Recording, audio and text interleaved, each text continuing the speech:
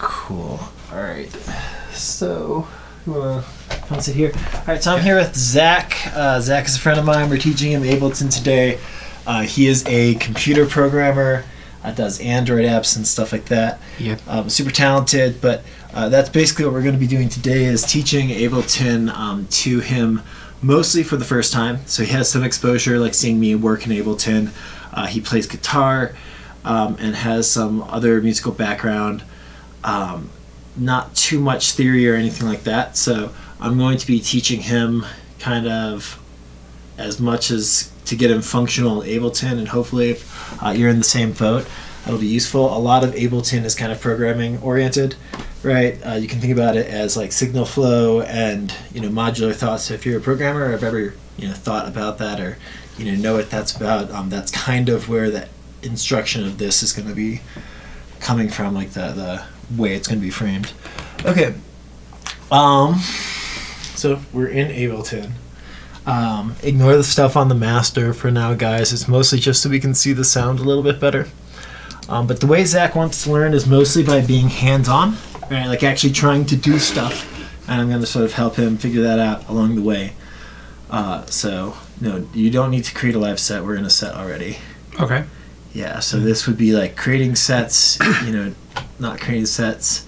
Most of this you actually want, like all the edit stuff and the create stuff you want to do with keyboard shortcuts. Okay. Ultimately, but like if you want to create a new track, you can do it up there. There's some stuff you'll definitely need to learn about in options and preferences and how to configure audio devices and stuff before you're not going to have breakdowns. And then all this stuff up here you can just ignore. Okay. Yeah, at the above the Ableton. Okay. So just up to here. Sweet. And there's nothing hidden. It's basically like any other Windows interface. Like it's. I wonder what this would look like on a Mac too, because on a Mac it hides like the top toolbars and also makes separate desktops. It's pretty similar. I mean, like all this file, edit, create stuff is all at the top, like it normally is. But basically, it's the same, just Mac style. Cool. Okay. So in general, this is where you're going to find stuff like samples and devices and stuff. This is going to be the things that actually make sound, right? So these vertical, the Midi, the audio, those tracks. Okay. That's the actual sources of sound, right? You can create new ones and create more sources of sound. These are my instruments. Yeah. So, yes, or you can think about sources of sound, and an instrument is also a source of sound. Okay. Right. So yeah, instruments like Midi in particular will be instruments that are playable inside of the computer. Okay. Audio will be anything that's recorded to a sample, right? Like some actual piece of sound. Or it could be incoming audio stream, like if you're playing your guitar into the computer. Okay. Right, but it's already sound. It's not playing notes on like a keyboard or something that gets transformed into sound. Right, so you've got two types of tracks, MIDI tracks and audio tracks. Yeah. MIDI tracks take MIDI data. MIDI data is just what note did you play when. It says nothing about how it sounds. It's just a piece of data, like bits. Is it like metadata about the sound? Yeah, well, no, it's not even metadata about the sound. Okay. So, like very high level, it's literally what note did you play? Like, was it a C sharp above middle C, right? When did it start? When did it stop? Okay. Right. So there's a MIDI note on event, and then there's a MIDI note off event. Does that qualify as like rhythm? I guess, like, do you control ultimately rhythm from MIDI? Yeah, so, well, you can. So here, for instance, I kind of did this for my own reasons, but this is a MIDI note. This is an A sharp, right? Okay. So we have, it looks like a horizontal line, but really in the actual code and like the actual data processing, it's a note on event at the beginning, and then there's a note off event when you release it. Okay. And so it's presumed to be on the whole time. There's also the velocity with which it turned on and also the velocity with which it turned off. And those are not the same thing. They don't need to be. A lot of things only respond to note on velocity, but note off velocity is also a thing. Right? So, but that's all MIDI data is. It's just the note, like when it started, when it stops, and the velocity, which you can think about as how hard you hit it. And then there's other data lanes as well. Interesting. right, which are just like 0 to 127 values that could control anything, but they happen over time. And so it's data, it's 0 to 127 sample by sample, like over time. Okay. Right, and those can control all sorts of things, and you can find those down here, and these are envelopes, but they're control envelopes. So if you go to the MIDI control, these are the stuff in MIDI, right? All of these numbered ones here, these are just lanes that can control anything. Now there's some that are pre-specified, like mod wheels and foot pedals and stuff like that, right? That are like from the MIDI specification, pre-specified, like pitch bend. But the rest of these you can map to anything. Okay. Right. So my takeaway from this is that these are my instruments, and this is my methods for controlling the rhythm of those instruments. not just the rhythm, but the pitch, however Pitch, this yeah. instrument sounds.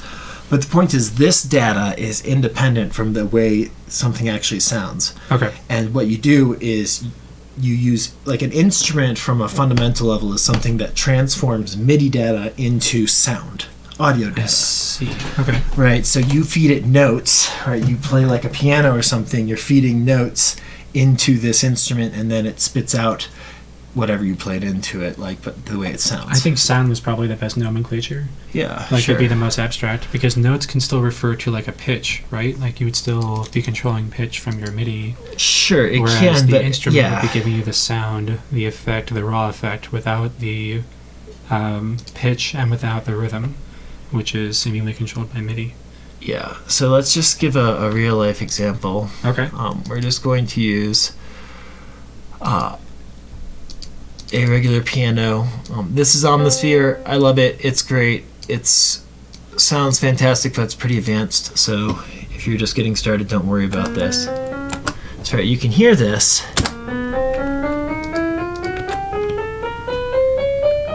I see. Right. Yeah, that makes If you get sense. to hear it. So these notes here, over time, they're just going up. Now we can change this, and we can change this to just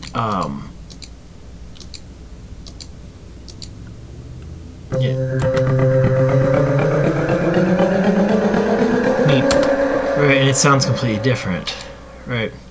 So there is the notes, which you can hear going up. These notes are all the same velocity. These red lines are the velocity. It's like how hard you hit them. You can see it's a flat line right now.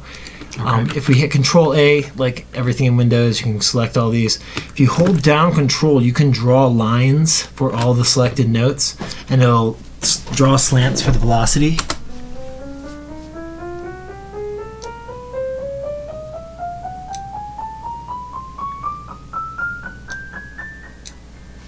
Yeah, so you can hear that it's quieter when the velocity's low, right? It's louder when the velocity's high. This isn't true for everything. So spacebar is the play. Okay. I see. Yeah, spacebar will play for you. It'll play everything, like the whole Ableton. Okay. So I have to mute those tracks individually whenever I'm hitting play, in order to keep all of my instruments from playing at the same time. Like if I just want to hear the flute of my marching band section. Yeah. So this is the global play up here, Okay. right up at the top. This will play everything. Like this will play the master clock, and whatever is supposed to be playing or being told to play right now will play along. Okay. Now, if you just want to hear just one thing, say this is what you want to hear, you click this S down here, Okay. and that will solo the track, and then all you'll hear is that. So even if you have other sound coming from other tracks, however many there are, right, all these things could be making noise, but you're not going to hear it, right? You're just going to hear what has an S. Now, if you hold Control, you can solo multiple things, Okay. right? And then even if you had like a sample here, right, you'd be able to hear that too. But if you didn't have that, you just hear the piano and you Cool. would not hear that, right? What does S stand for again? S stands for solo. Solo. Thank you. Yeah, solo, like Not mute. not okay. mute. No, there's no mute yet. No, solo. You can mute now. these yellow buttons above the solo, this is the on-off button for the track. So if you want something to be muted, Turn the track off. Yeah, you'll notice this gray. You can still see these gray VU meters pumping, like these gray meters pumping, but it's not producing any sound. Now you can see them green. That will mean that they're actually making sound. All right, that's pretty intuitive. Cool. Yeah, so we've talked about velocity. Velocity doesn't always just control volume. Sometimes it doesn't control volume at all. Okay. Things don't need to be volume sensitive regarding velocity. Sometimes it's also filter cutoffs, like things will get brighter as the velocity goes up, maybe. Oh, I see. Right? And so, depending on how you... So it's like velocity, whenever you're thinking of a keyboard, like whenever you hit the keyboard really hard, is that high velocity? Yeah, so for instance, right, I've got this keyboard over here. So that's a low velocity. Yeah, so let's just record and you can see the velocity at the bottom. I see. So when you're tapping the keys harder, that's a higher volume. Okay. That's intuitive. Yeah. What a mess. Yeah. Terrible. Love it. Yeah, so right now we have this folded down so we only see the notes that we play. This would be all the notes. Okay. Right, so these are octaves here. C, like C -2. Middle C is C3. So this is middle C right here. But yeah, so this is just the keyboard going up versus down. Right, if you hit fold, you'll only get the notes that you have, which is like a whole ton. But like, say we deleted everything but those. Right, and then we folded, we just have this one lane. Okay. Because we only have one note. Cool. No, that one didn't make sense to me. Okay, this fold button Yes. folds you down just to what you have notes of. We only have D's right now. I see. So we only get D's. Back Ah. when I had like notes of 1,000 variety and I folded it, now you'll see it's just kind of randomly skipping between the white and the black. The notes you actually used. Because I was just smashing my keyboards. But then I deleted all those notes. And so now when I fold, we just fold down to just D4. Okay. just D. If I wanted to have like D4 plus, I don't know, D5, how do I just add that? Do I have to unfold, add a note, and then refold again to see D4 and D5? If you had, I mean, if... Does that make sense? Yeah, basically. If you have it folded down, you won't see D5. Right, you could hit D5. Right, and then there's ways that you can like then draw that in. Okay. Right, in this case, you can do it to well, I have it set up specifically to be these buttons that draw this in. I have a video on this. It's called step recording, or it's about step recording. Sweet. But yeah, so you can draw those in. You can play them in live. You can record them in, so you can play pick the notes you want and then have those get filled in. What are you tapping there? In this case, I'm tapping the greater than key, but that's only because I mapped that key specifically to do that function. If you haven't mapped it, you just hit the right arrow while holding down the notes you want to play. But there's a video of mine on my channel, Better Midi Instantly, that covers that specific functionality, which is called step recording. Otherwise, you can play it in. Okay, how do I play this from the start? Yeah, so so right now the master clock is playing. You can see it counting up to 4. Right now, to get this MIDI to play, you actually need the clip to be playing. So see this Omnisphere track 1. Okay. Right, that needs to be all these different clips. The horizontal rows, right, have different notes in them. So the one you're looking at is the one that's highlighted, the 1 dash Omnisphere. Yeah, that one. Hit play on that, then it'll start playing. That's actually kind of cool. Yeah, I like it. It's almost like ragtimey. Yep, but I like the sequence. Oh shoot, I missed the rhythm on it. But like when it's played over like 4 times, I think. If that's your sort of, I can't describe that as 4 on the floor. But if you play that in sequence a couple of times, I think it's rhythmic enough to... Yeah, I'd have to deconstruct it and have it rewritten now because you need to change the chords a couple times. Yeah. So, Yeah, so only things that are being played, like only clips that have a play button will play. Everything else that's playing is going to be on the back side. This is where you arrange stuff to happen over time. Like this is the song back here. Okay. All right, and then these are little like pieces of sound, basically. So if I were to take that snippet and play it 4 times, how would I do that? Yeah, so that's a good question. I lost my contact. Oh no. Oh, no, you're good. You got to put your eye back in. Yeah, He did it. He put his eye back in. We're good. Okay, so The blessing of sight. if you grab this and you hit tab will switch sides. Okay. Right, you can place it wherever you want. What side am I switching to? The arrangement view. Oh, so that little... Yeah, so you can also do it thing? here. I see. Yeah, this is the what's happening over time. This is the vertical layout. This is like the horizontal layout. I see, says the man with no contacts. Yeah, so there's these new buttons in the newest version of Live, that these H&Ws that will resize the backside to make them more pitchable. I map these both to equals. So if you hit Control K, you can like do custom keyboard mappings. Oh, cool. Control K like keys. Oh, you shouldn't show me that yet. I'm gonna break I know. At home. I know. But yeah, so then now it's going to resize this and make it all neat and tidy just by hitting equals. Nice. Yeah, so I like.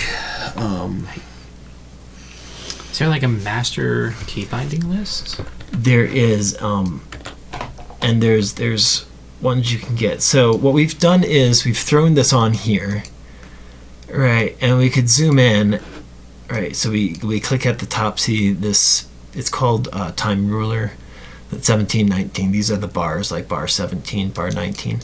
Right. So if you drag that down, it will zoom in. Right now, this is going to play what we've told it to play on the front. In order to play what we want it to play on the back, this needs to be not dimmed out. And that happens by this button up here, which it says go back to arrangement. You can read the help on anything down in the lower left corner. I'll explain what things are. Okay. But basically, this just says, when you press that, it basically says play what's on this side. Cool. Says ignore everything on this side, fuck all that. Right, just play what's on this side. I see. This is the arrangement view that says back to the arrangement. So when you're laying out your song, ultimately it needs to end up here. Right, so this is playing once. Right. So that's this one bar. We could chop it. No. I'm going to leave that as 2 bars. And we're going to play those 2 bars 4 times. Okay, yeah, so you see this is 2 bars? Yes. So you go where you want to slice the arrow it. keys will Walk you around. You could also click on it. How granular can I get? Like, how close to the end of the clip? Very, milliseconds. Awesome. Right. Yeah, super deep. But anyway, yeah. Yeah, so if you want these 2 How do I bars, snip this? you can snip it by Control E. That's the best way to do it. Okay. You can right click and you can do split clip or something. See these red lines that are there? Okay. You can get rid of those red lines, right? How do I highlight the rest of these 2 bars? Do I Yeah, so Control Shift arrow? No. yeah, so you can just click on it. Oh, you okay. could hold Shift, and walk over.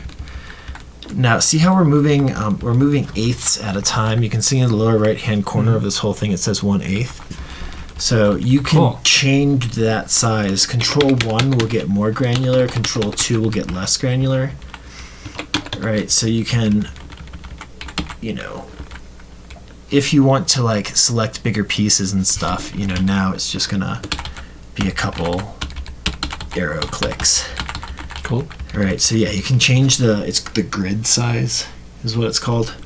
Right, so yeah, you would have this, and then you can duplicate this 4 times by hitting Control D to duplicate.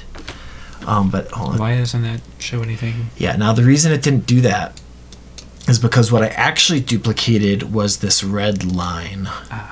Right, I know, it's super tricky. So there's this guy here, right? You can do that with just hitting the button A. Okay. But that only works if you don't have the keyboard MIDI. There's this button up here in the upper right-hand corner that will cause it when you press buttons on your keyboard to act like a piano. So that fucks up a lot of your keyboard shortcuts. I believe you. Yeah, so when this is off, A, instead of playing the note C, will turn on and off these automation lanes. Right, so now when I grab this and I duplicate it, right, Cool. Control D to duplicate. But you could also like right click and you could duplicate here, right? And it shows you what the keyboard shortcuts are right there, which is awesome.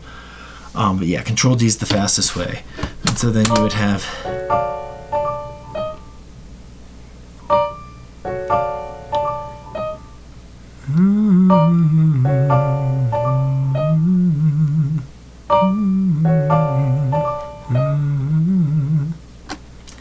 It's a little short on the last end of it, but I think Yeah, it well- could almost be rhythmic enough for music. so. Yeah, partly is if you look at the actual timing of these things, right? So we can hit full, but these notes happen later than you'd expect. You'd really expect them to happen here, right? What did the Like Alt key do right there? Alt? Yes. I wasn't actually hitting Alt. Oh. I did hit Shift to. Grab them all. Well, Okay. yeah, I think I hit Shift to like, because I usually do when I highlight them, but you really only need to do it to add ones. But I was grabbing these guys, and if I had hit Alt, it would make it so when I shift these guys, they'll Slows it shift down. slow I instead see. of by the grid. Ooh, So, yeah. that's hot. But you'll notice this is going to sound a little bit more in time, probably. Yeah, and so if we duplicate this, just because your ear expects the second one to happen on the 4 and 1, 2, 3, 4, 1. Oh, then sorry, we it'll went be- to so. Now to loop this whole thing, say you just want to loop this. That's what this brace up here is. It's the loop brace. Ooh, So you can either that's cool. select the period of time you want to hit loop and hit Control L. That's the easiest way, So and wait it a will second. move. That's my looping pedal? Basically, well, it's your looping thing for the arrangement. There's other looping things. Each one of these can also have looping individually. All right. But yeah, so this would be loop everything. Neat. In like just loop this section of your song. Basically, you can think about this as your whole song on the back, Cool. right? And so this This is is like my score. yeah. So you select what you want to loop, and you hit Control L for loop, right? Or you can drag this guy over, resize it to the right size, and then make sure that this loop thing is enabled. If it's not enabled, it will just play past it. Right. If it is enabled, though, it'll come back to the beginning. 3, 4. Oh, it's it's like a hair. Yeah, so the other thing is this sounds like it's swung, and it's totally not. So we have 64th notes, so that's not useful. Really, if we do 8T, that's going to give the best results.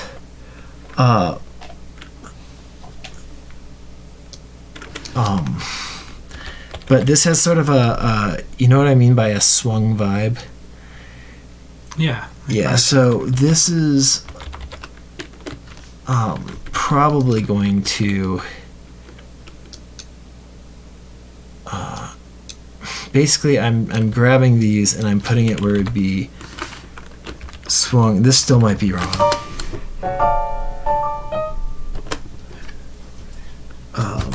These would go even back further.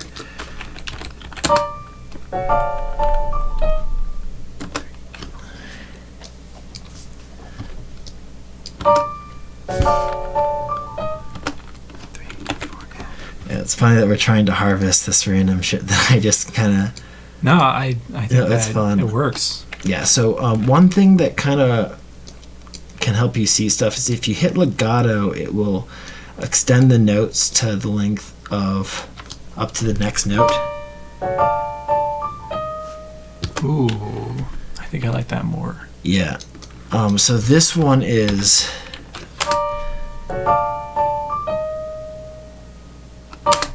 Yeah, so. That should be like the second or third loop. So the other thing worth doing, what I've done is I've copied this.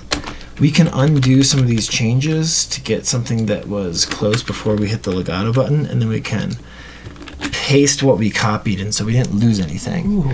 And we can That's even cooler. recolor this to say a different shade, and then we can have both. And then sometimes the best thing is just something that's different. You want like two versions of something, and it's literally better just because it's different. Alright.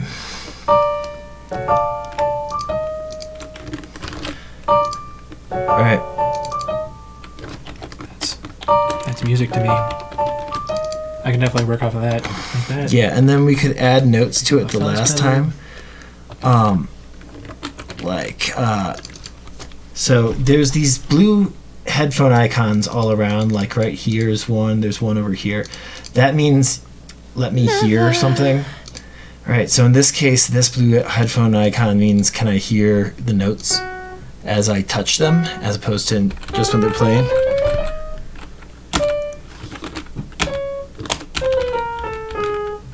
Yeah, so I just drew in kind of like this little melody line thing to finish out this phrase. Cool. So what we've done is we've now built this section, and it's kind of got this like A, B, A, C structure to it.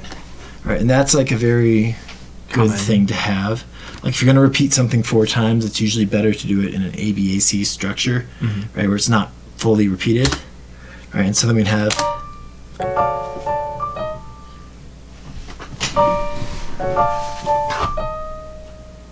And so that's held out. This is back to that A, and then this has that little closing thing I did at the end.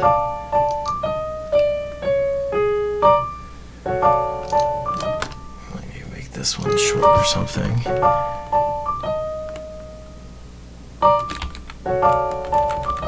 It's just like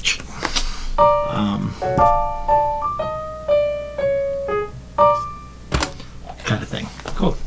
Right. So yeah, oftentimes like an ABAC thing just sounds better of like any variety, like, you know, basically, you know, than for static repetitions. But sometimes, like, you know, you want something to be exactly the same every single time, and because like sometimes you can like make it hypnotic, like a way that you like kind of drone in on something. So don't take that as like a hard and fast rule. Yeah. But most of the times it's nice to have like... Funny, like there's a song called Jimmy by Tool, and it leads off with this ditty, like this someone playing around on a small piano, and it leads in after that with him opening on a like heavy diesel amplifier but playing the same tune, and it's much lower in register, and it's deep and it's throaty and it's very Tool sounding. But the gist, like the funny part of it, is it leads in with something that sounds like this. So from here, like the next thing I would do would be to make like a heavy distorted fuzz guitar, and then play the same kind of melody but slightly slower, and that would be like grovelly, and that would be the song where the song really begins. Sure. And that would be, I don't know. Yeah, no, that can is that totally, doable? Like, how do we? It is doable. So we, because of the metadata, the MIDI data, we can take any sound we want and filter it through those MIDIs. We can, but not all sounds will play. The MIDI's not going to sound as good on every instrument, depending on how the instrument like behaves. Like if it's a really big distorted guitar, like a fuzzy guitar. That usually means like we could distill this down to just like one note at a time that's being played, but right now we have these whole stacks of notes. That's not going to translate well onto a big distorted guitar. Yes. No. Right now, that's a cluster. It would be like so it's just favorites of those different notes. Instruments respond differently well. So the same MIDI data is not always going to sound awesome on every instrument, but it will sound awesome on a lot of instruments. That said, because of the way this is abstracted, we can take this MIDI file or this MIDI data, and we can start stripping away all of the things that we don't want until we're left with a sound like the specific MIDI that we want for that instrument. Sure. Just that note. Yeah, I mean, like, what we probably want is the melody line. Like, you can hear it at the top. Mm-hmm. It's usually the highest notes, unless the middle notes are, like, really loud, and, like, everything is really carefully tailored so it doesn't, you know, but unless you really make sure it's not the highest note, the ear is tending to hear the highest note as the melody line.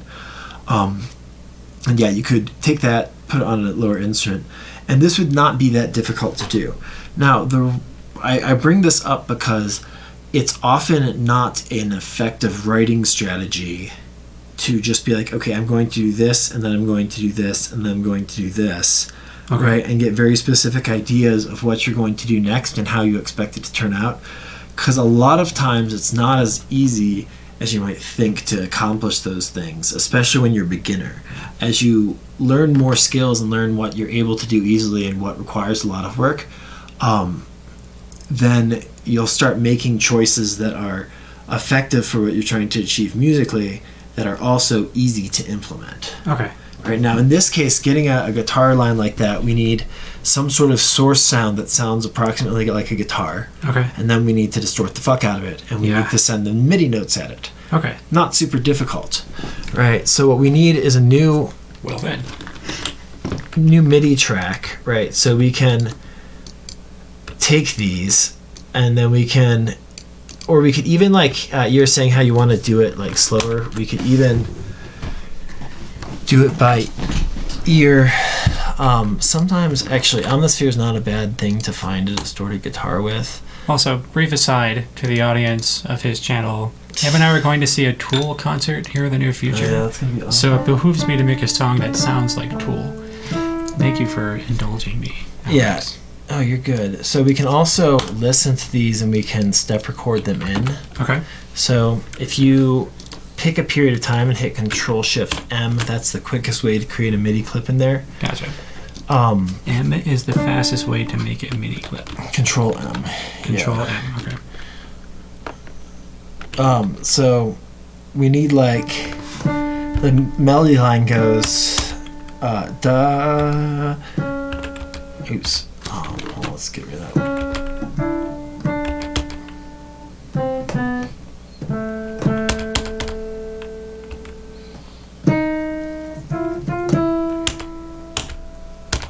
Cool. Yeah, so now these, we were quantizing before, so quantizing will fix the notes and put them in specific timing. The timing that we were using before was eighth notes triplets. So if you hit Control-3, you go from triplet mode to non-triplet mode. So like triplet, like 1, 2, 3. All right, so instead of 1 and 2 and 3 and 4 and like 2 divisions per beat, we're gonna go 3 divisions per beat by hitting Control-3. Okay. Right, and then you make sure that down in the lower right says 1/8 T. Then you'll notice these grid lines. We can actually make this a little bit easier to see.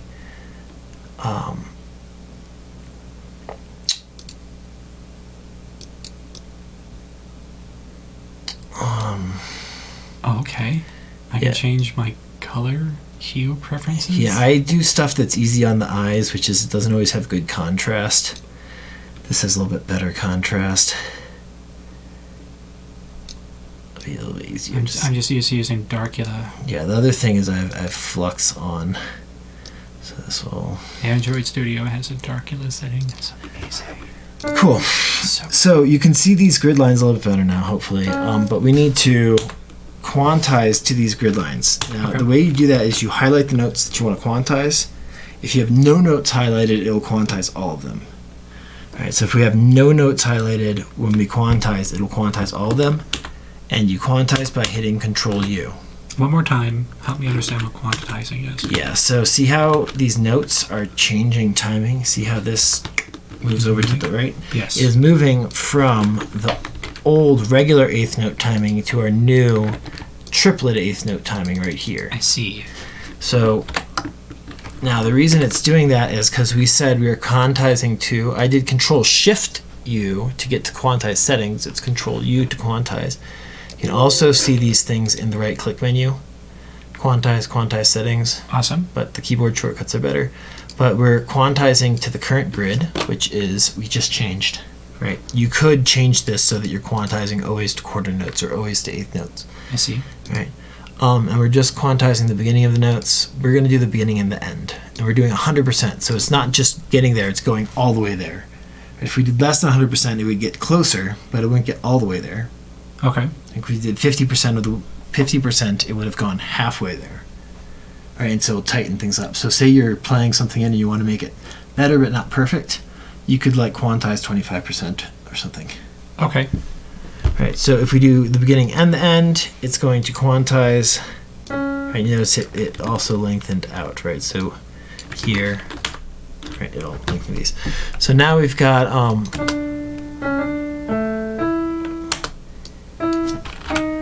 yeah, so we could change this to now getting a good distorted guitar sound is differently difficult. I'm just going to do an omnisphere for the sake of being quick about it. Okay.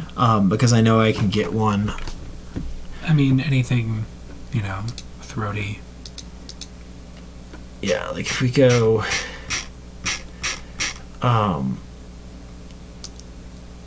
distorted guitar-esque. Actually, I like the knob fluoresque. The what? The knob fluoresque. That one?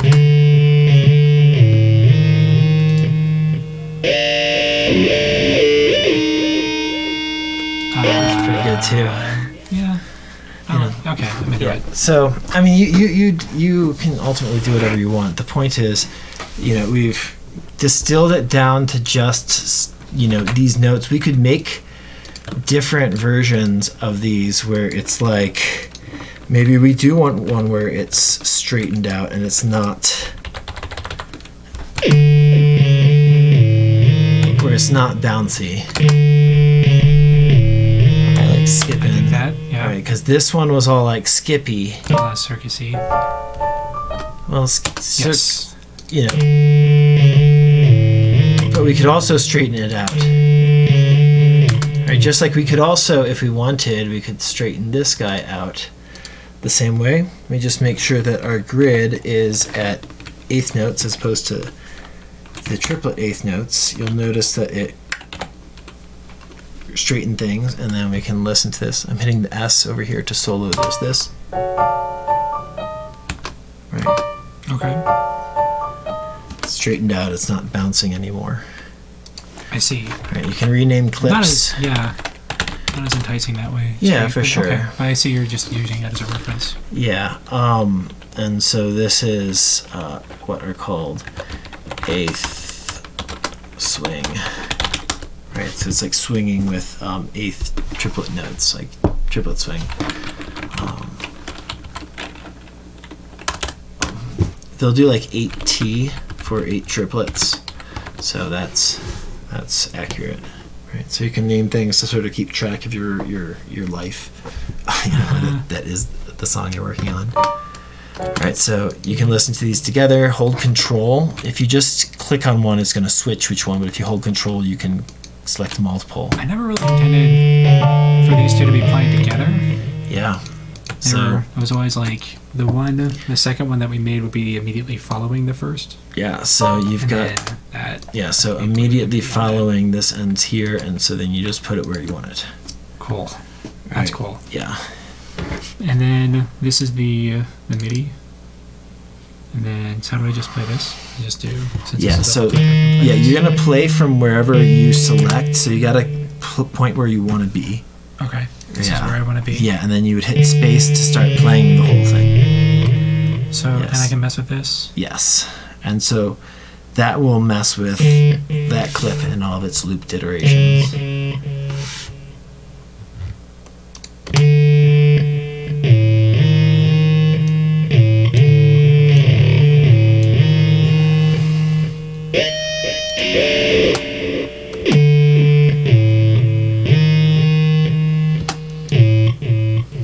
Sorry, give me just one more second here. Yeah, no, do whatever you need.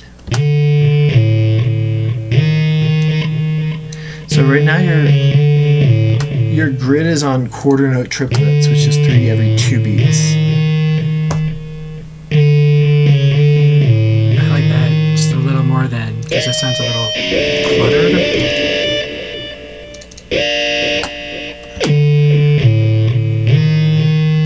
Just a little more over.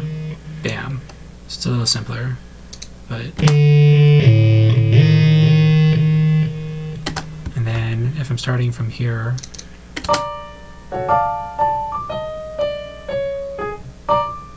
Oh, so you see your loop. Gotcha. So you gotta look at or Now I gotta, right click how on do I the. expand the loop? Do I just drag this? Yeah, you could expand the loop, or you could turn it off loop. I just want to hear it from here for now, though. Yeah. That's cool, though. That's good to notice. Oh, yeah. Oops. You need to. What the hell? Yeah. I'm patient enough. I want to change those notes.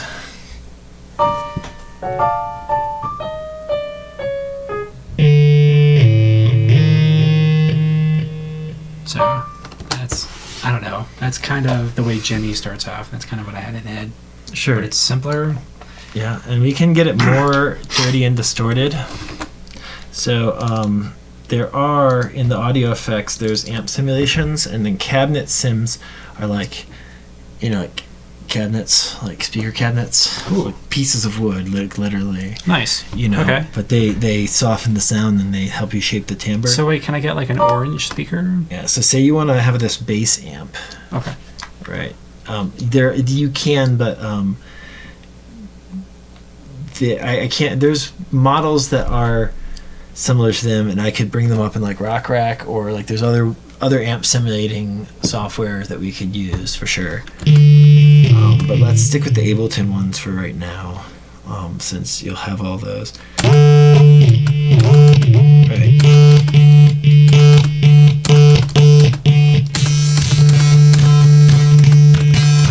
None of these are very good. It's pretty rad, but I agree.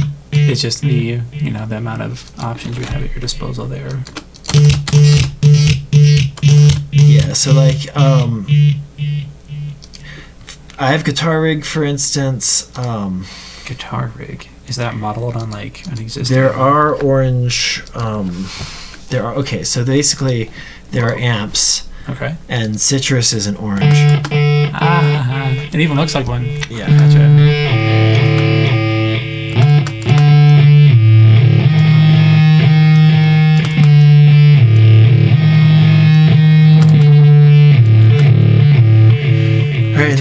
You tend to scoop mids on these on orange amplifiers. Scoop mids on these, no shit. Yeah, that's like what makes Ozzy Osbourne. It's not Ozzy Osbourne, excuse me. Black Sabbath sounds so good. They use scoop mids on orange amplifiers.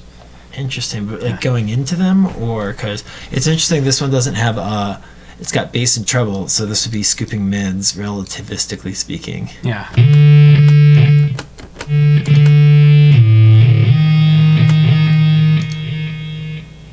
That's cool. That still works for me though.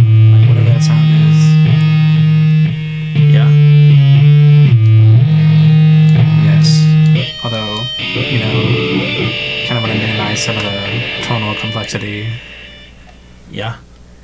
Because you'll eventually want to put other instruments on top of this, like a drum perhaps. Yeah. So kind of advanced technique, but when you're really trying to get a mix to sound good, is you want to do kind of two things. Is when sounds are exposed, it will help to not cut away too much from them, and then when they are a backing layer, then actually cut away all this stuff, because the more information and more detail about the sound that you can give the listener while the sound is exposed, their ears will psychoacoustically fill in those details after you cut them away. Okay. But if you always have it cut away, they'll never have those details to be able to hear. So if you have this rich, as you said, timbrally complex sound, and you chop away a bunch of the definition, which is in a lot of the high frequency. I meant more on like this. That's all I meant. So like when we get over there, they're playing a bunch of notes. Sure. I think are too much for that amplifier. Yeah. That part's kind of cool. This part I hate. That one. This one? Just this one. Like if we duplicated this part. This is basically the same one, right? Yeah.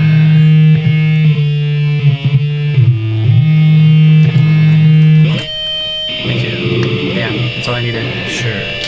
And if we how do you slow down the tempo of just those 4 bars? So you want this to be slower than it used to be. I want just this part to be slower than just actually in the music just this part to be slower than just in general the tempo is in the upper left hand corner. Okay. Right, so you see 120 up there in the upper left. you can change the tempo by changing that. To change the tempo over time, you need to go on one of those red lines, which are the automation lines. So you're automating the tempo over time. You're changing the tempo automatically over time. Okay. So we need to see the automations, which again is this blue guy, or hitting the button A for automation. Right, but now whatever you click on last, you'll see. So say if we click on this down here, this is the master volume, you'll see mixer track volume.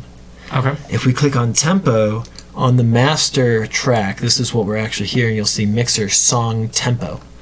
And so you would put this to the tempo you want it, and then you would have to shape the slowdown the way you want it. Like, are we trying to slow down before we ever get there? Right, I mean, because that matters. That is so cool.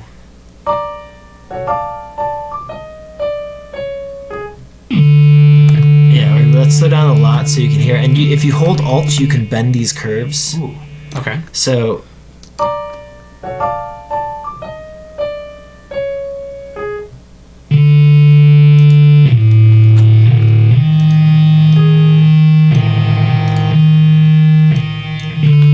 then we could like accelerate.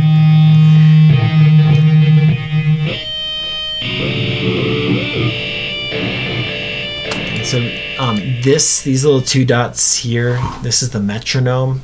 Will let you get those clicky guys.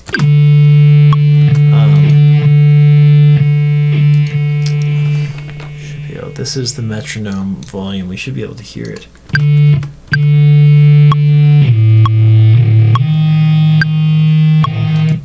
Yeah, why is my metronome making noise? That's fucking weird. Interesting. Yeah, normally the metronome just clicks. That's really weird that it's not going. I don't have the enable only while recording. That's the worst. But yeah, it should just be clicking, but it's not. Anyways, but you see the tempo automation, how to do it. So you just have to tweak this?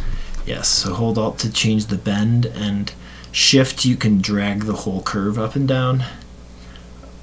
Double click will add new breakpoints. Or no, single click I think adds new breakpoints now. Yeah. B enters draw mode, which works a little bit differently. You can like draw and in I stuff. can start here. Sure, but what are you trying to change? Oh no, I'm not trying to change the tempo here. Yeah, so what you are automating is the speaker on, which is this track even being on. So that breakpoint, you want to delete that. You can also Control Z. Yeah, Control Z would work. Yeah, there you go. So now that's not being automated. All right, and then if I play this, where is it going to play from? Right now, 25. You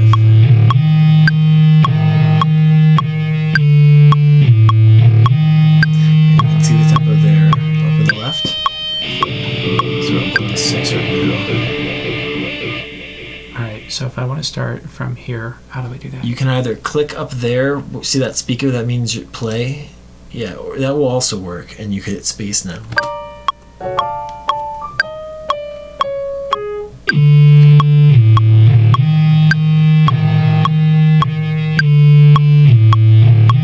That's pretty close.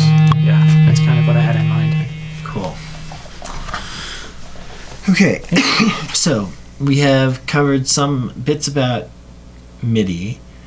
We've covered some bits about sequencing. Now you'll notice over here, you can see this. None of this, or all this is playing from the back side. I find it's easier to mix on this side. You can mix there, like see these numbers over here. These are the volumes. That's the same as these arrows here. Okay. Right, so most of mixing is setting these arrows at the right height, honestly. Okay. And then if you want to change volume over time, which is important, you can automate the arrow heights. Can you remind me what the difference is between mixing and mastering? Yeah, mixing is everything you probably think about what mastering is actually probably mixing. Mixing is trying to get everything to sound as good as possible, and then mastering is like this final coat of polish that you put on the master track.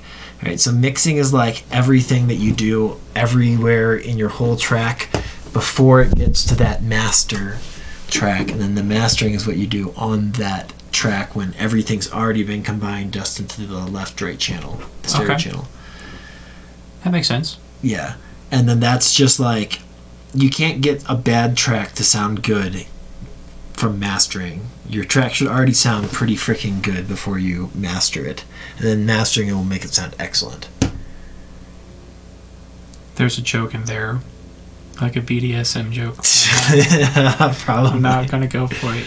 Okay. I don't know your audience. You know. I'm not worried about that. I mean, they can demonetize this if they need to for whatever reasons. I'm not trying to make demonetize, like take money away. There's family values. Or demonize it. There's like family valued standards for like YouTube, and there's like different tiers of advertising and stuff that you can get if you have like swears and stuff on your channel. Like they can make you no longer a family friendly channel, and that can like ruin most of your advertising revenue and stuff. We're a family friendly channel. I have zero advertising revenues.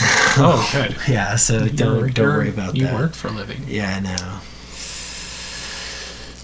Okay, so the next thing I would probably want to start figuring out might be like drums. Yeah, so drums are tricky, but they're not that tricky. They're just sound over time, but there's a bunch of different sounds. Okay. Right? So I like to sequence my drums together, meaning that in one MIDI file, I can have my kick and my snare and my hi-hats and any random sounds that I want to throw in there as well, and sequence them all from one drum rack. Now there's advanced things that let you also split them out in various ways, but for now we're just going to deal with one drum rack. So we're taking MIDI data, which is note data, but instead of these notes playing the same instrument, they're going to play different instruments, right? So meaning instead of like a piano or like this thing where I'm playing different pitches, but I'm playing the same sound, we're going to play completely different sounds on every single key. Okay. Right? That's what the thing that does that is called a drum rack. Right, so you put your drums on a drum rack, pretty self-explanatory. But each of these cells, you can see them, C, C sharp, D, D sharp, etc., are going to separately receive notes. So if I play C1, right, you can see these, and so we can put whatever sound we want on this drum rack. Cool. Right, so say we want a kick drum, we could just search for kick if we wanted to, and we could go to our samples, and there'd be like kicks galore probably.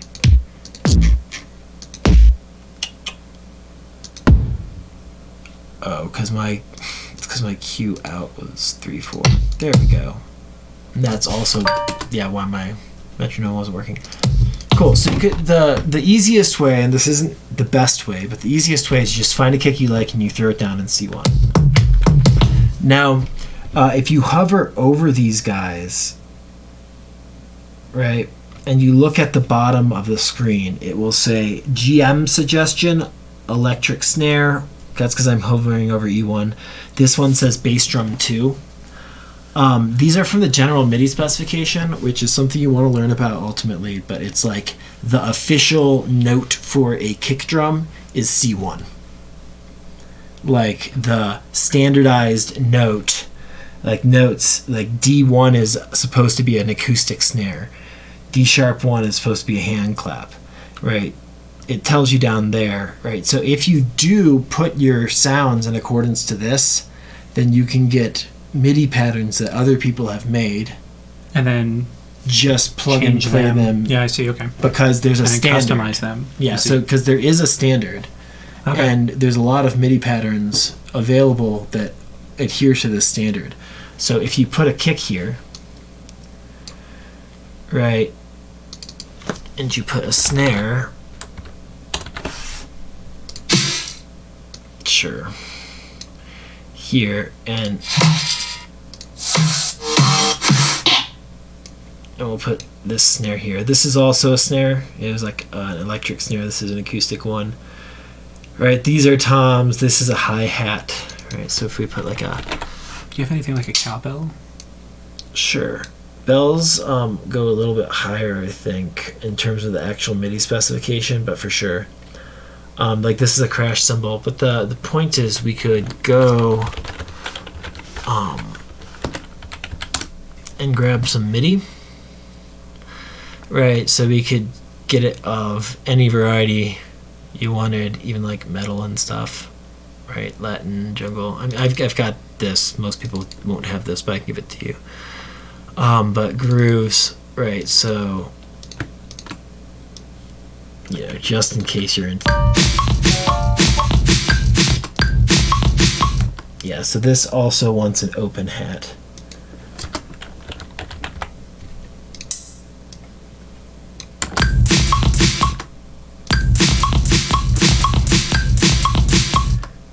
Interesting. It's kind of like a weird, it's not like a blast beat kind of metal groove. But yeah, there's 2x kick downbeat. Right. So anyways, the kit sucks for this kind of thing, and this also needs a B0, which is the other kick drum. Right, so this is the other place kick drums go. Just kind of... Yeah, so blast beats will usually have like a right, left, right, left, right, left. And so you could get like one of these to be like slightly lower or something. Oops. Right, you can mix these things. So if you click this arrow here, right, you'll have all your different sounds. So like this is really loud.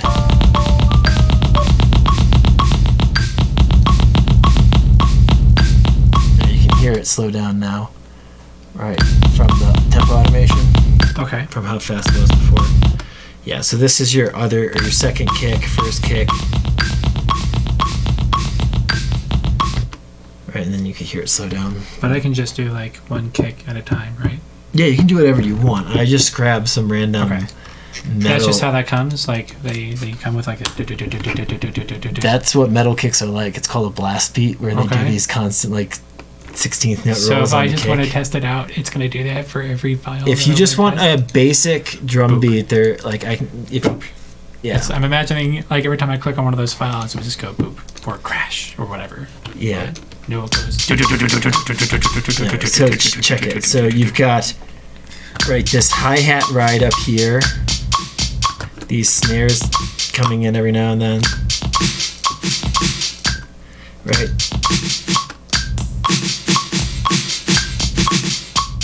Sounds like a 90s hip-hop vibe to it. It's partly because of the drum kit. Right, so say we're like, okay, fuck this drum. You can hit this little swishy button, and you'll notice it searches for snare again, which is like weird. Right, so we could like find like a completely different snare, for instance.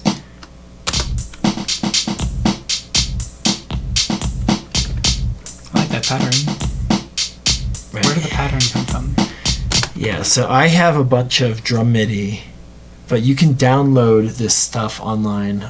There's drum patterns all over, but they're general. You want to search for general MIDI drum patterns, and then you can get them all over. And I can give you some.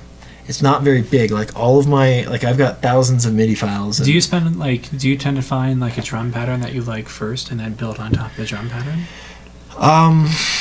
Yeah. I mean, oftentimes I'll drum in my own patterns, or sometimes if I don't know exactly what I want, I'll just like listen to a dozen different patterns and find something that I like and be like, oh, I do like that, and then I'll turn it into what I actually like. Okay. So for me to do this, so there's also, it's often good to build a really good sounding drum kit and really refine all the drum sounds to make sure they play really nicely together before you start sequencing out your patterns, if you have that kind of patience. But the flip side of that is that different patterns only sound good with certain types of drums. I have to go to the other side. Yeah, so tab switches. Right, so you're playing that clip. But I want to play the one that we... Yeah, so right now you're soloed.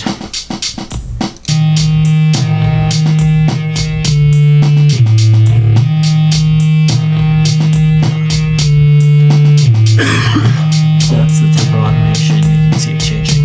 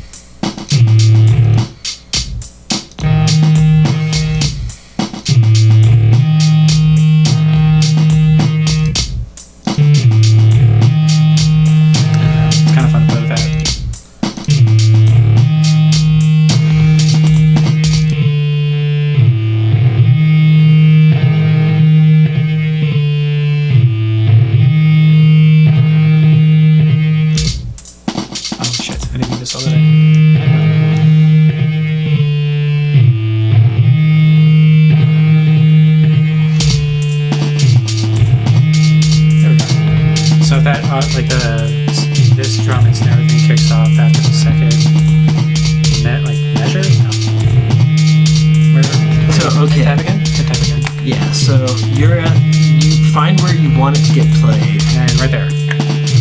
So you want it to get played here? Yes. Okay, so you want to duplicate this like you don't want this shit? Not right now. Okay, so if you duplicate this, say you grab this whole loop, or you even just grab these two guys, right, like hold shift to grab them, Control D, you'll notice that it's overwriting these. Oh, I don't want it to do that. Yeah, so you can keep these, for instance, on this side if you want. Okay. Right, and then you'll have these, and then if they get overwritten, you can just put them somewhere else. Or if you wanted, you could like, can you just push them later?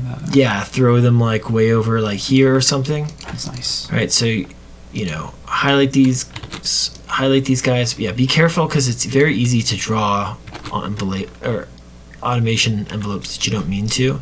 So it's best not to have those lines showing unless you want to change your envelopes. So Control D to duplicate. Yes, and then on that, the second, what we just duplicated. You want to bring in this beat. Bring in the beat, yep. Yeah, so you make sure to drag this, because notice you can drag it all these different places. Okay. But like if you do that, this... Oh, cool. Yeah, that's that drum beat. You know, with the piano. You're sending it to the piano, right? So it doesn't really make sense. That's great. Yeah, so again, you have to go back to the arrangement. See how this is grayed out? Okay. Back, like just go back. Hey, play what we put on this side. So put that here. All right, duplicate it, and then you would have. Actually, can I go back just a little further? Right there.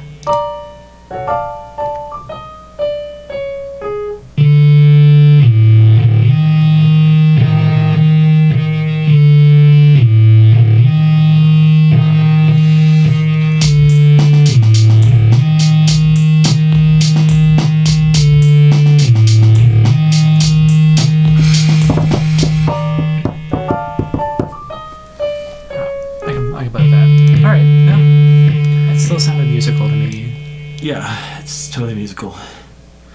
Right, so you didn't program that pattern yourself, but you did pick it out from a group of them, and you can edit this.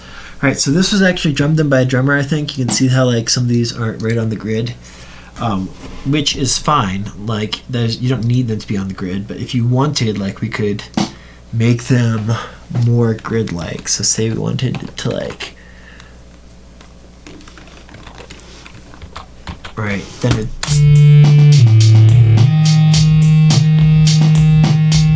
it's going to be a lot tighter and more or less human than this.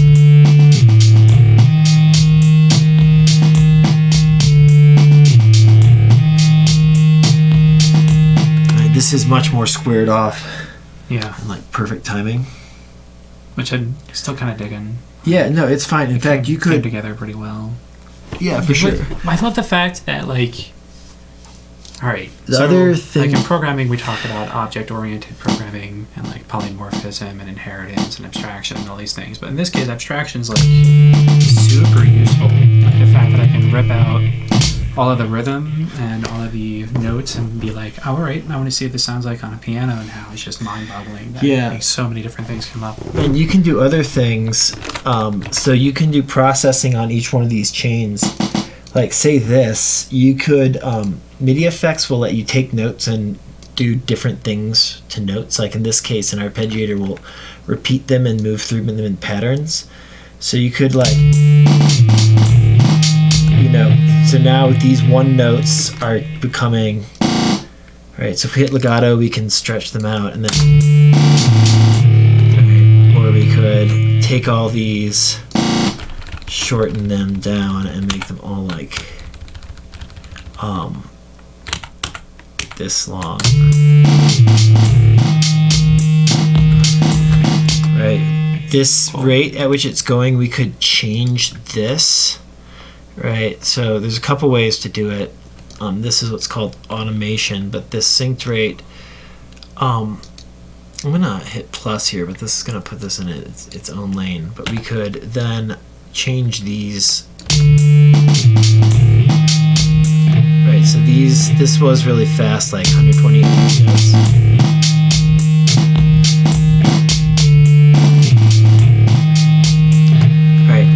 think it's I don't really like to do automation back here so much. I usually like to keep it in the clip.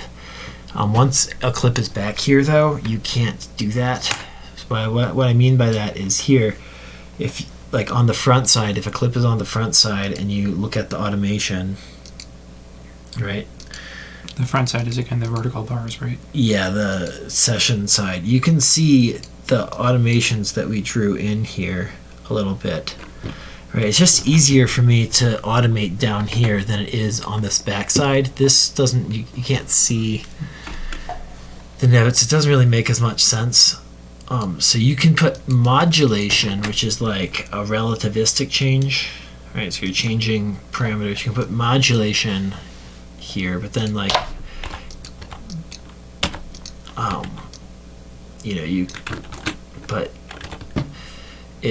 these red lines can be a little bit tricky when you're trying to deal with stuff that's like note specific, right? So what I mean by that is like, say we put this on like eighth notes. If we do show modulation as opposed to show automation, and we look at the second clip, what that is it's going to change this from eighth notes to smaller things. So see that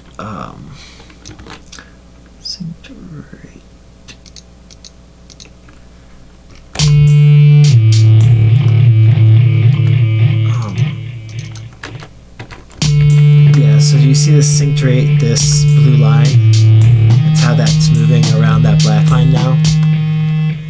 That's basically what this modulation does, is it makes the value, I don't know why it's on these semitone things, that's very weird. But basically down is going to be faster in this case. And so if you want all these guys down here to be faster, right, you can change the different speeds here. Okay.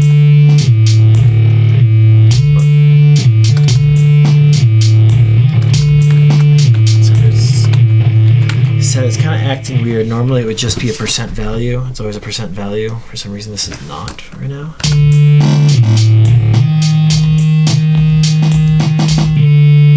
Yeah, or you can just do it automation style, and then you can just draw on what you want, like, on these grids. So 48th notes, 12th notes here, right, 24th notes there. Cool. Let's delete the modulation so it doesn't confuse us. Yeah, so anyways, the point is you can do processing on a per drum basis. You can affect the notes and do math on the notes, like the Midi notes. Right, so like we could split the note into multiple notes before it hits it and then go through in patterns. Okay. Right, so like once it gets routed to this, we could like do this weird pitchy stuff. Yeah, so what it's done is this, once the note gets routed in here, normally what's happening is, this receives this D1. So it receives D1 and then it's going to send a C3. So once you get into this chain, it's going to send a C3 here. I see. This is going to add another note that is 13 semitones up or 12 semitones up or whatever you put in here. Okay. So this is taking one note and splitting it into now 4 notes. And these are the 3 other notes. They're 5 semitones down, right? 7 semitones up, right? We can make more of them, right? So then now we have a whole fuck ton of notes coming at this arpeggiator. This arpeggiator is going to go through these notes. How is it getting notes when we're only playing a snare? Well, it hasn't become a snare yet. It's still just MIDI data. Okay. Right? Up until it hits the instrument, it's MIDI data. MIDI, again, instruments will transform note data into sound. Okay. Right, so here it's still just notes. All right. Right, it's not sound, it's just this shit. Right, so what we're doing is these guys here, these snares, right, this comes in, it turns into a C3 here, and once it gets here, it's going to get split into a C4, right, this is like a G, This is also a G, but a G3. This is a G2. Doesn't matter. The point is, it's all these notes, and then this goes through the notes in different patterns. Okay.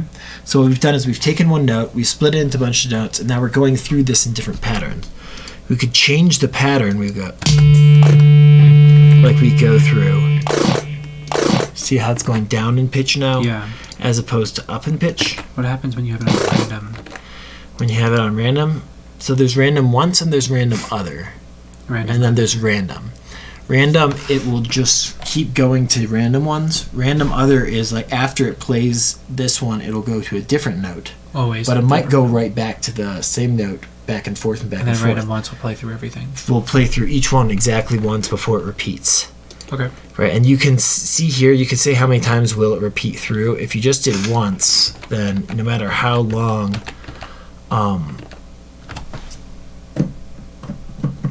wait, where am I? You're in the... No, yeah. Yeah, so no matter how long, now if I put this on repeat infinite, right, it's always going once, random once. See how it's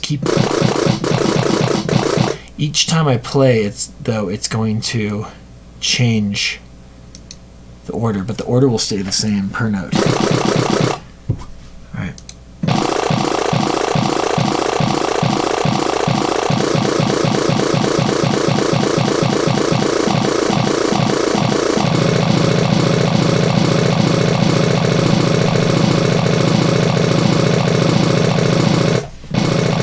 I'm happy.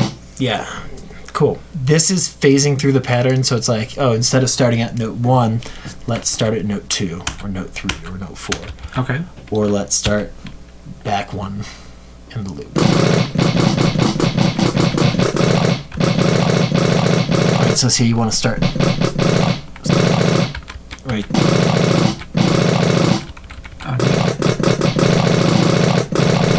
Okay, so let's say you always want that high note to start out, right? So you can control a lot of things. The gate is how long these things are, so check it. You can make them shorter. You're not going to notice it until we take this, I guess, so these reload. You're still not going to really notice it too good until we turn out this fade out.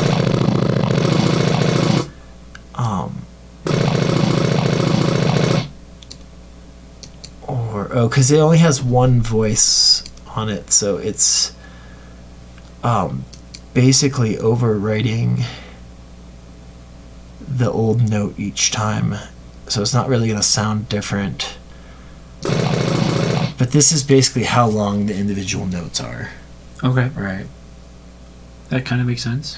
Yeah. So, I mean, if we're going to talk about MIDI effects, it's easier to just do it with a piano. Yeah, there's some confusion on my part in seeing it done as a... Yeah, let's do it. So what I'm going to do is we'll talk a little about... I'm going to do a separate MIDI channel, and this is going to send MIDI to this track. Okay. But there's actually a better way to do that, which is to pull MIDI from this first track. And we can just... you either have to hit record for it to listen, so that's what we'll do, but we'll also need to do that here. So now we've got MIDI coming into here and then going into here. So now let's do what we just did. We can take it from this drum rack and we can take these and you can see the same thing happen.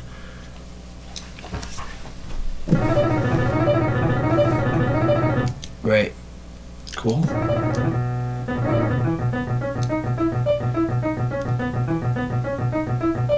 Right, so the reason it's doing these notes is because... Right, so right now we have we just have one note coming in. Right, I'm just playing a E right now.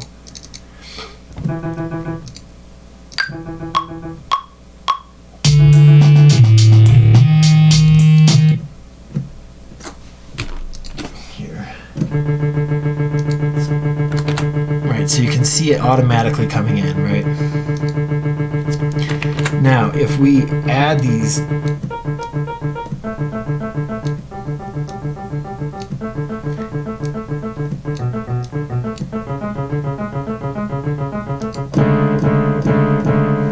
So you'd be able to see. Alright, if we take off fold, you'll notice that it's always the same spacing no matter what. I could play multiple notes at once and they're each going to get split. Neat. Yeah, so it's taking one note and it's splitting it into multiple notes. This then goes through patterns through those notes.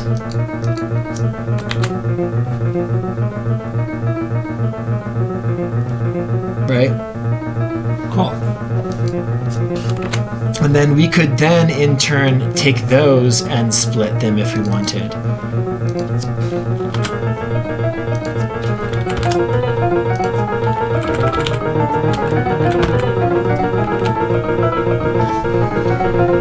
Right? And then we could do other things to that if we wanted. Right? We could like control the velocity of them.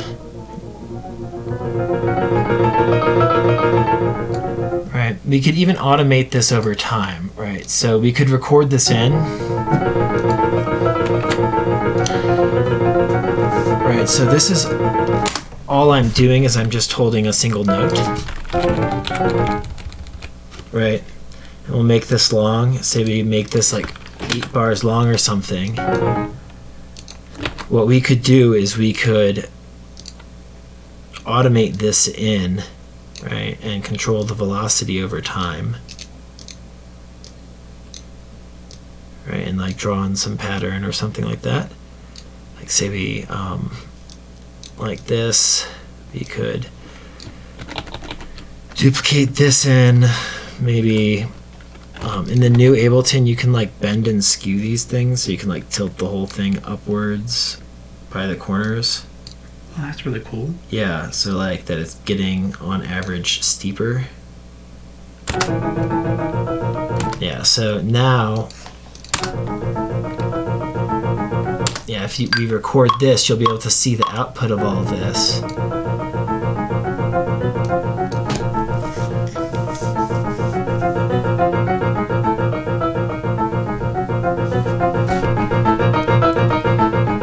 Is the velocity coming up? Yeah. It's pretty cool. Yeah. So, yeah, and you can see the path of the velocity more clearly if we drag this up. Yeah. Right. But so we've taken just a couple notes, right? If you recall, we've taken just a couple notes, hit this fold, and you can see these 2 notes, and we've turned it into this whole monstrosity, right? Which we could then feed into any instrument, right? So we could put this on.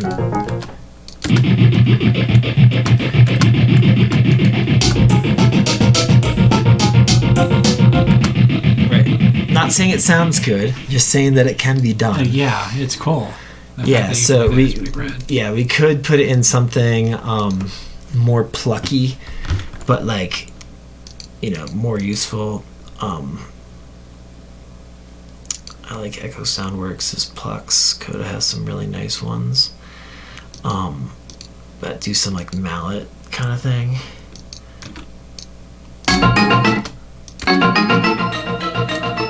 Right, you can like control factors of this.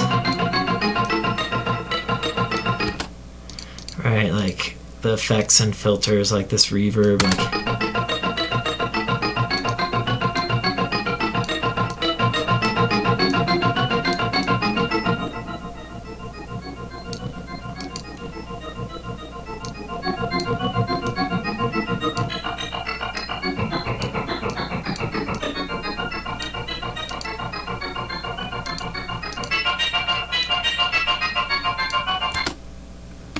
Try that. So, Would it be terribly inappropriate to go get a cup of coffee? no, let's take a break. Yeah, I need a quick break. All right, break time. We'll do round 2 soon enough.